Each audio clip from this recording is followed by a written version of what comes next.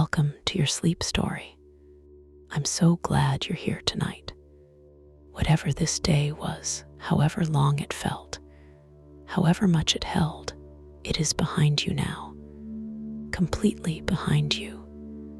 You made it through, and that is everything. So let's begin. Before I take you anywhere tonight, I want to count you down from 10 to 1. And as I count, I want you to allow yourself to sink just a little deeper into wherever you are right now. Feel the weight of your body. Feel what is beneath you, holding you. And with each number, just let go a little more. 10. Allow your eyes to close. Gently, completely. There is nothing you need to see right now. 9. Feel your shoulders and let them drop as far as they want to go. 8. A slow breath in through the nose. 7. And all the way out. 6. Your hands. Feel them opening. Whatever you've been holding today, you can put it down now. 5. Your jaw is soft. Your face is soft. 4. Your legs are heavy, warm. 3. You're drifting, not asleep yet, but moving that way. 2. The day is behind you, completely and entirely behind you. 1. And now, tonight's sleep story, the relaxation. Before we go anywhere, I want to stay here with you for a moment. Just here, just now, because this moment, this exact moment right now, where you are lying in the quiet, deserves a little attention, a little kindness. Take a breath in for me, from the very bottom of the belly. Good, and let it go. And as you breathe out, I want you to imagine that everything you were carrying today, every worry, every unfinished thought, every heavy thing is just leaving with that breath, just drifting away. You don't have to solve anything tonight. You don't have to figure anything out. You don't have to be anything other than exactly what you are right now. A person who deserves rest. A person who deserves sleep. Because you do. You really do. Whatever happened today, whatever was hard, whatever felt heavy, you made it through. You are here. And that is enough. That is more than enough. You are safe. And you are here. Bring your awareness gently to your feet now. Just notice them and allow them to soften. The toes uncurling, the arches releasing. All the small held tension of the day simply letting go. Let that softness travel upward, through the calves, through the knees, the thighs. All of it warm, all of it heavy, all of it resting now. Your lower back, your hips. Allow yourself to feel the surface beneath you taking your weight completely, fully. You don't have to hold yourself up anymore. The earth has you. The garden has you. The belly soft. The chest soft. The heart beating steadily as it always has, as it always will. Your shoulders dropping, your arms heavy and warm, your hands open and still, the neck long and loose, and your face, let the jaw go. Let the forehead smooth. Let the eyes be completely still behind their lids. There you are, from the top of your head to the tips of your toes, completely soft, completely warm, completely at rest. You've done beautifully. Now, let me take you somewhere the herbs are heavy with dew, and the dark is still complete, and the keeper has risen before the world to be with them before the day begins. Come with me. The hour, 3 o'clock in the morning, before the birds, before the first gray of the pre-dawn sky, the complete dark, not the dark of the city, which is never fully dark. Always the orange wash of the streetlights, always the glow of a screen somewhere, always some light that the night cannot absorb. The dark of a garden, in the country, in the last hours before dawn. This dark, complete, the stars, above, not many, a low cloud cover tonight. The stars visible only through gaps, the gaps opening and closing as the clouds move. Through one gap now, 3 stars, then the cloud, then a wider gap, 7, then the cloud again, the dark and the intermittent stars, the world very quiet, the world not yet started, the garden at the center of a walled kitchen garden, the herb section, not the whole garden. The kitchen garden is large, its beds given over to vegetables and fruit and cutting flowers. But this section, the herbs, the section of the garden that has been here the longest, the herbs laid out in their beds, the traditional English pattern, the geometric beds with the paths between, the whole arrangement purposeful and slightly beautiful. In the dark, the herbs are invisible, or nearly, the slightly lighter shapes of some of the tall ones, the fennel, the lovage, their height placing them above the general level of the bed. But the smell is not invisible. The smell is very present. The night releases things from plants, different things from the day's releases. The smell, the herb garden at 3 in the morning. This smell, this particular smell, you have been in the lavender of Provence. You have been in a Leaner's tropical greenhouse. You have been in Fatima's riad with the night jasmine. This is different. The herb garden smell is not sweet, not perfumed. It is something more savory, more medicinal, more old. The herbs thyme, rosemary, sage, marjoram, mint, each one giving its particular compound to the night air. The volatilization of their essential oils slower in the cool of the night than in the warmth of the day, but present, more concentrated in some ways, the cool air carrying the molecules further, the absence of other smells. The day's warmth brings many smells, the earth, the nearby vegetables, the busyness of the garden, the absence of these allowing the herbs their full presence. Time, the foundational smell, the smell that has been present in human gardens and human kitchens for so long that it is almost the smell of care itself. Rosemary, sharpening it, the piney, slightly medicinal note of rosemary that cuts through the time's warmth.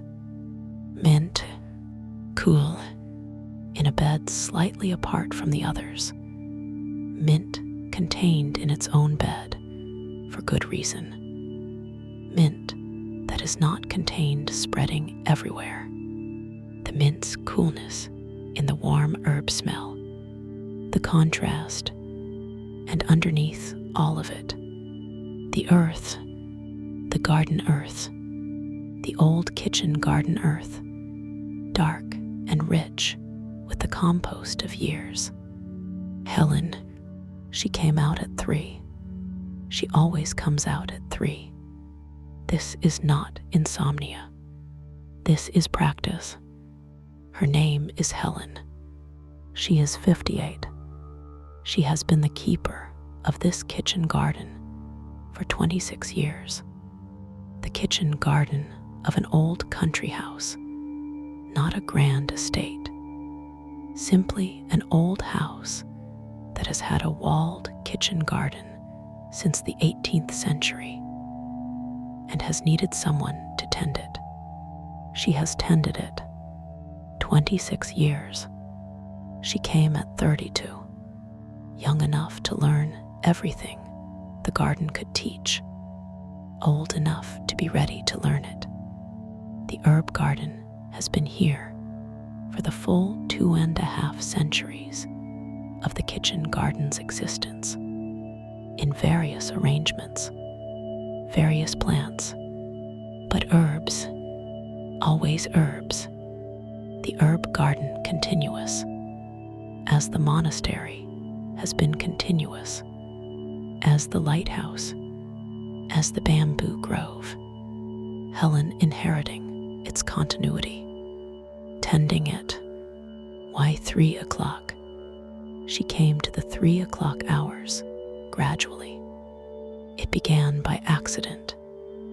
She woke one night and could not sleep and went to the garden and found it. Found what? She cannot say exactly. Something. The garden at 3 in the morning is not the garden at any other hour. It is not the garden she tends in the day. The working garden, the weeding and the harvesting and the composting and the decisions. It is not the garden in the late evening, the resting garden, the garden quieting from the day. It is something else. The garden in its most inward hours, the hours between midnight and dawn, when the garden, the whole living community of the garden, the plants and the insects and the small mammals and the soil organisms, is at its most privately itself.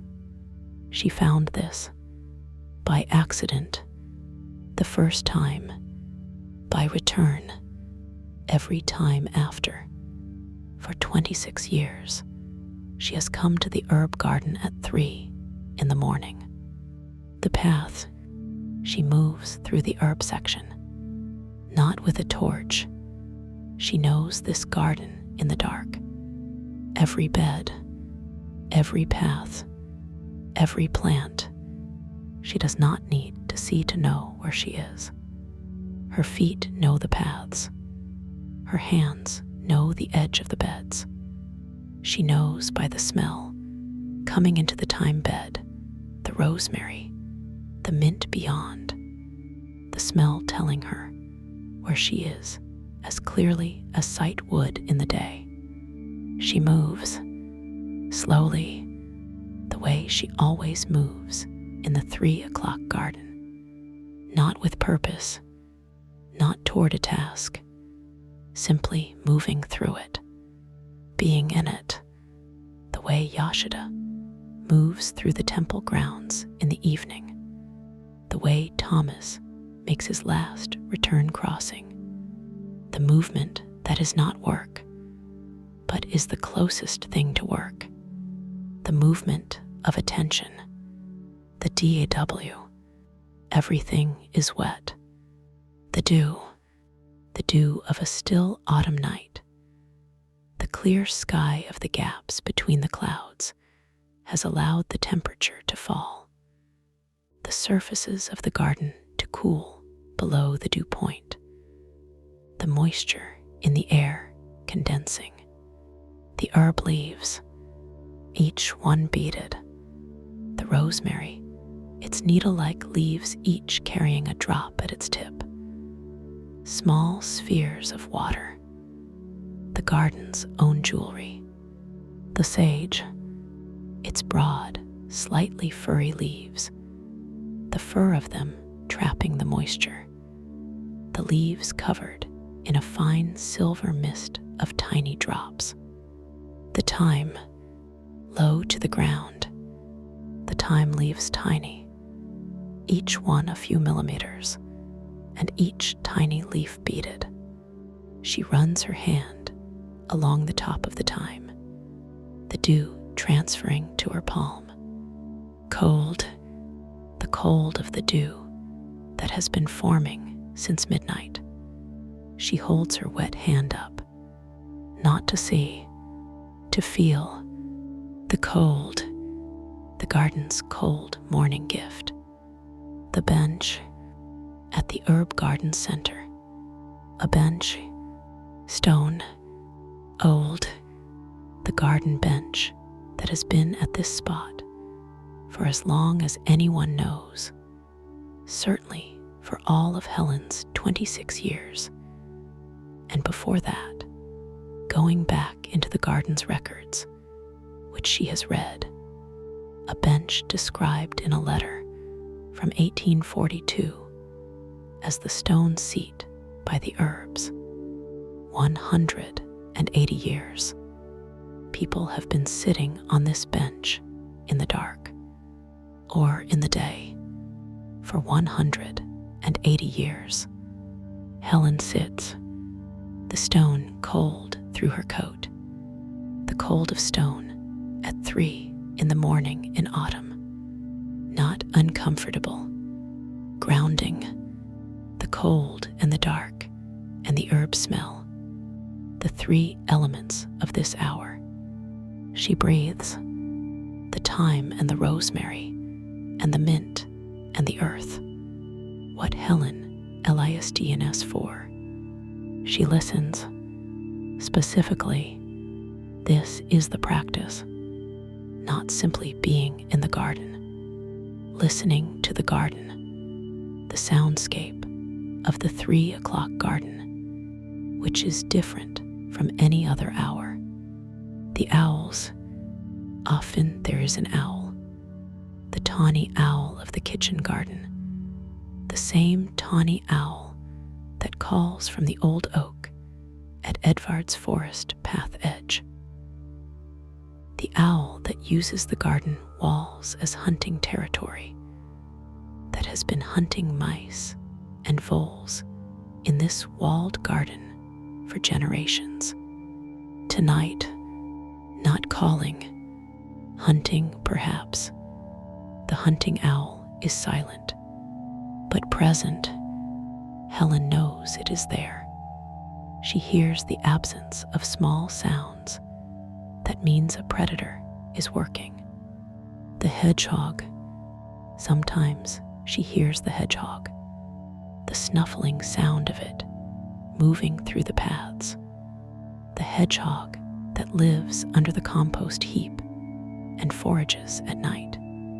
Tonight, nothing. Then something, a very small sound.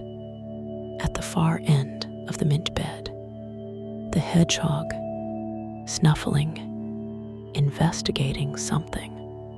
Then quiet, then snuffling again. The hedgehog in the mint, the night going on. The plants at 3, the plants at 3 in the morning. The same plants as at noon, but different. We have talked about this in the bamboo grove with Haruto, in a leaner's greenhouse. The plants at different hours, but the herbs at 3 have their own particular character. The herbs are aromatic plants. They carry their essential oils in their leaves. These oils, the thymol of the thyme, the linalool of the lavender, the rosmarinic acid of the rosemary. These compounds are not static.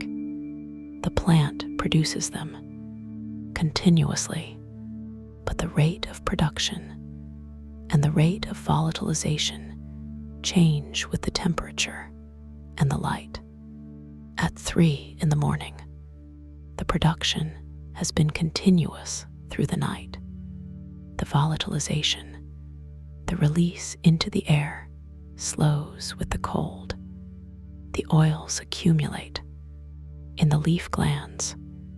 The herbs at 3 in the morning are more concentrated than at any other hour. More of themselves, most themselves. This is why herbalists have always known to harvest in the early morning, before the sun volatilizes the oils. The herbs at their peak, waiting. The notebook. Helen carries a small notebook. She always carries it. She does not write much at 3 in the morning. The dark makes it difficult, though she has a small pencil torch if she needs it. She writes sometimes, a few words, what she noticed, what the garden was doing tonight, the owl present or absent, the hedgehog, the state of the dew, the smell, which plants she needs to attend to in the morning.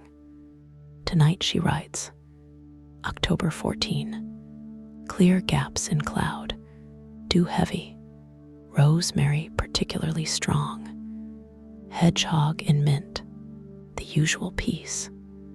The usual peace. She writes this often. It is not a dismissal of the peace. It is a recognition. The peace that comes, usually, at this hour. The usual peace. Expected. Reliable. Her. What this hour is. Helen would not give a speech about it. She does not talk about the 3 o'clock garden much. It is too private, too particular, but she has thought about what it is, why she comes, why she has always come. She thinks it is this. The 3 o'clock garden asks nothing of her. The daytime garden asks. It is always asking, what needs doing? What is wrong with this plant? What should be planted here in spring? The garden with its perpetual demands. She loves the demands. She chose the demands. But the 3 o'clock garden makes no demands. It is simply here, and she is simply here. Two things in the same dark space, neither requiring anything of the other, simply present, the garden and the keeper and the garden. This, growing still, Helen is on the stone bench. The herbs are around her. The dew is on everything. The hedgehog has moved on. The owl is somewhere in the walls. The dark is complete. The gaps in the cloud, opening and closing. A star, then the cloud, then 2 stars. If thoughts are arriving, and they probably are, because that is what minds do, even at 3 in the morning, they are not staying long. The herb smell takes them, the thyme and the rosemary, and the cool mint and the dark earth. The smell so old, the herbs that have been tended in English gardens since the Romans brought them. The thoughts come, and the ancient smell receives them, and they are gone. You don't need to hold any of them. Just the bench, just the dew, just the smell, just Helen, sitting in the dark in the garden that asks nothing. Peace lives in this garden, in the 3 o'clock dark and the dew, and the concentrated essential oils, and Helen's 26 years of coming to find it and always finding it. Tonight it is yours. Good night. You are doing so beautifully. The day is done. You came to the herb garden tonight. The smell found you before anything else. You moved through the beds in the dark. You felt the dew on your hand. You sat on the stone bench that has been here since 1842. The garden received you, as this garden receives everyone who comes to it at this hour, with quiet intention, with the thyme and the rosemary, and the cold dew, and the hedgehog in the mint, and the owl in the walls. Carry it with you on the over-demanded days, the days when everything is asking and nothing is giving. Remember this bench. Remember the garden that asks nothing, the garden that is simply here. You can sit beside it, simply here. It doesn't need anything from you. You can simply be. You know the way here now. But tonight, you are already here. The herbs are around you. The dew is on the leaves. The dark is complete. Sleep now, deeply, completely. You deserve every herb-scented, dew-cold, owl-watched, dark-held, garden-quiet moment of this rest. Every single one. Good night. Sleep well. The garden through the night. The herbs through the night. The herbs through the night. Producing continuously the cells of the thyme, the cells of the rosemary, the cells of the sage, all of them running their metabolic processes through the dark. Respiration without photosynthesis, the darkness preventing the day's main work. But the secondary work continues. The production of the essential oils, the compounds that the plant uses for defense and for attraction, and for the 100 other purposes that plant chemistry serves. The oils accumulating, the leaves concentrating, the garden becoming more intensely itself through the night. More thyme, more rosemary, more sage. By the time Helen comes at 3, the peak, the herbs at their most concentrated. She knows this. She comes for this, among other things. The hedgehog's night. The hedgehog. She is in the mint. Then the thyme. Then the path between the beds. Then under the old stone edging at the garden wall. The hedgehog's route, not random, though it appears so. A systematic covering of the territory. The hedgehog knows this garden, has known it, this hedgehog or her predecessors, for decades.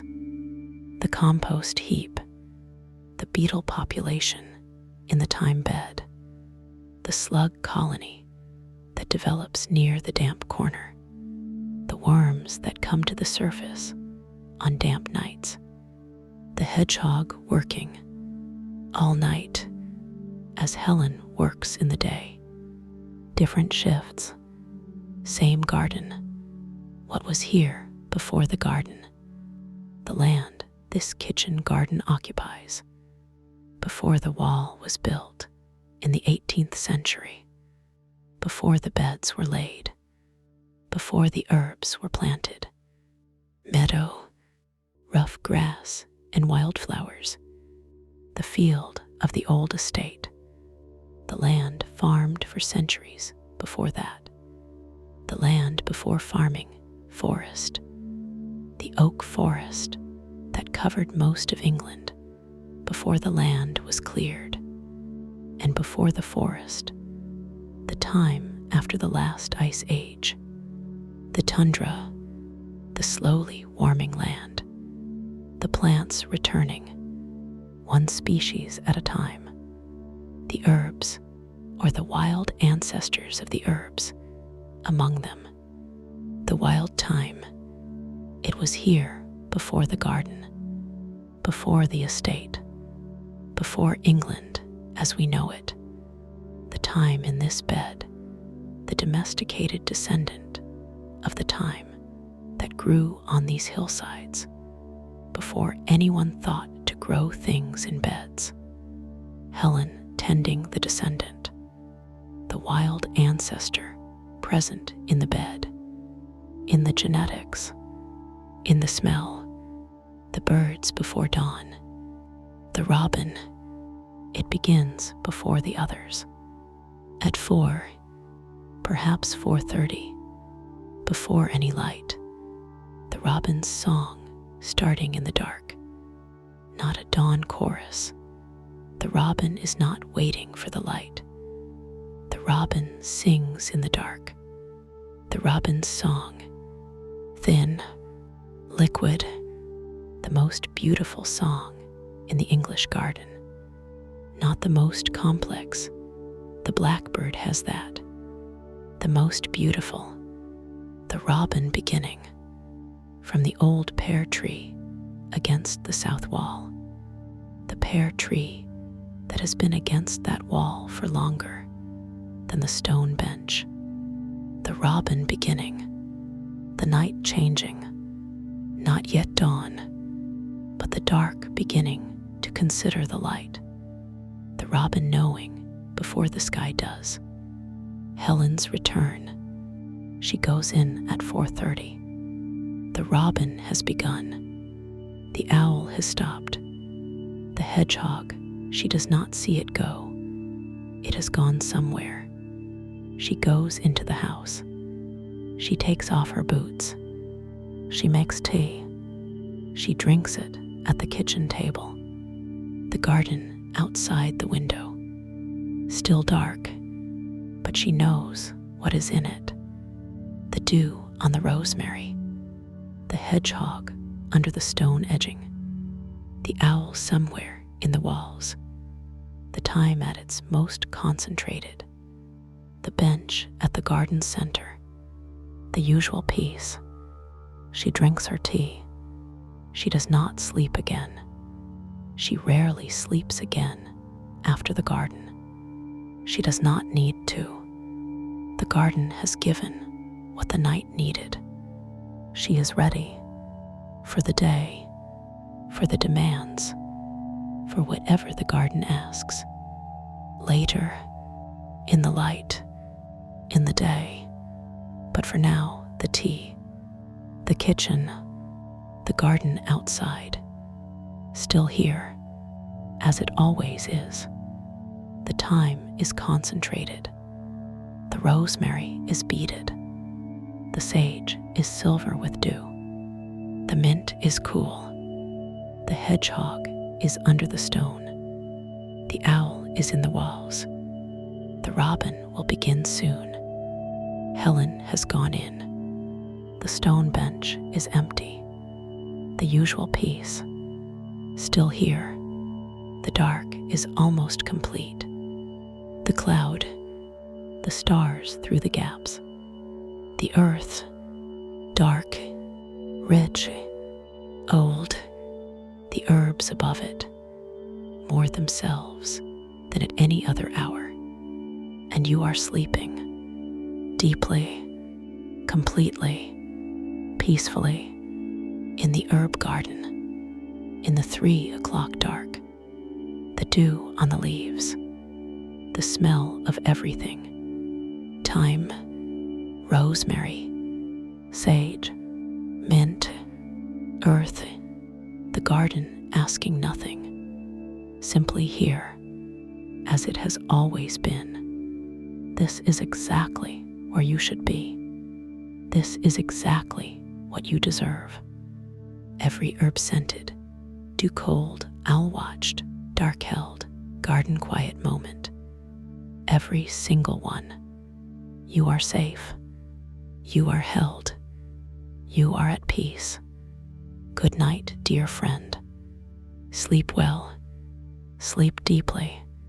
Good night, and